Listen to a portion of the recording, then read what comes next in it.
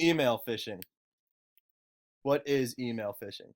When an attacker attempts to mislead a user into revealing sensitive information or giving unauthorized access to their computer. A phishing email will typically direct the user to visit a website where they are asked to update personal information such as password, credit card, social security, or bank account numbers that the legitimate organization already has.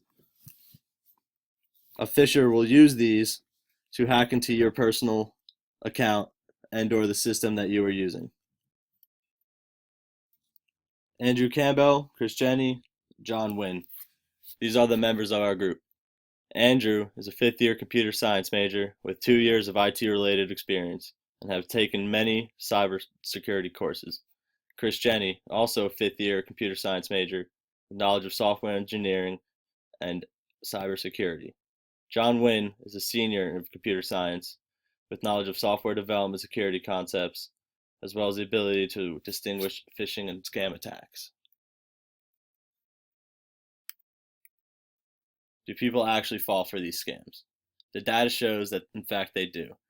25% of all phishing attacks resulted in the email being opened, and 10% of all attacks resulted in the users clicking an attachment. All an attacker needs is a person to click an attachment in order to gain access into his or her system. That is why these attacks can be so dangerous. The reason why these attacks can be so dangerous is because the users could simply not know what they are looking at. They could really believe that the email they are reading is from their bank account and that they do, in fact, have a personal problem that may be within their account. So our solution, what we've noticed is that no phishing software detection software is perfect. We must educate our users to be wary of the attacks that slip past the security measures that are in place.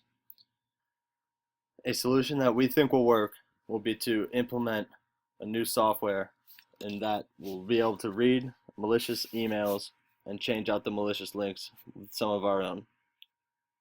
Why we believe that this will work is because any malicious link or attachment that will be clicked will instead bring the user to an educational video or content that will teach the user more about phishing.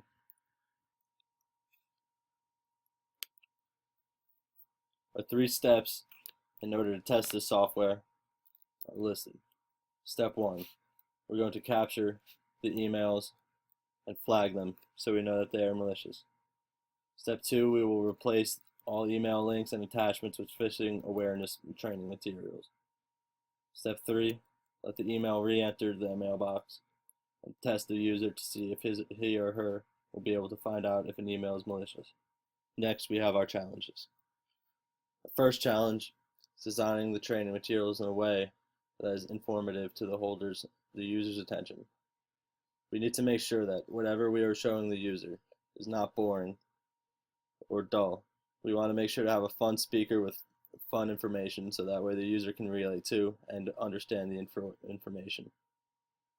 Challenge 2, proving that our software is 100% successful at diffusing malicious emails. We need to make sure that no email goes through without our program detecting it as malicious. We need to figure out certain keywords and also to figure out if a link is very high risk for malicious ware. Our third challenge is simply to get the users to use their knowledge to report the emails. Reporting the emails will help the company as a whole put a stop to them. If one email can get reported, then the company can report this email as being malicious before any user decides to insert his or her private credentials into the email.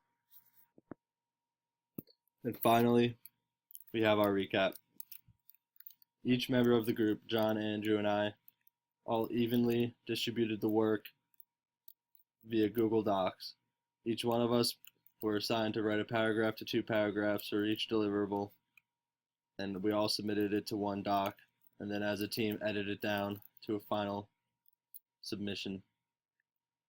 For this PowerPoint, John and Andrew helped write each slide and design each slide, while Chris Jenny did the voiceover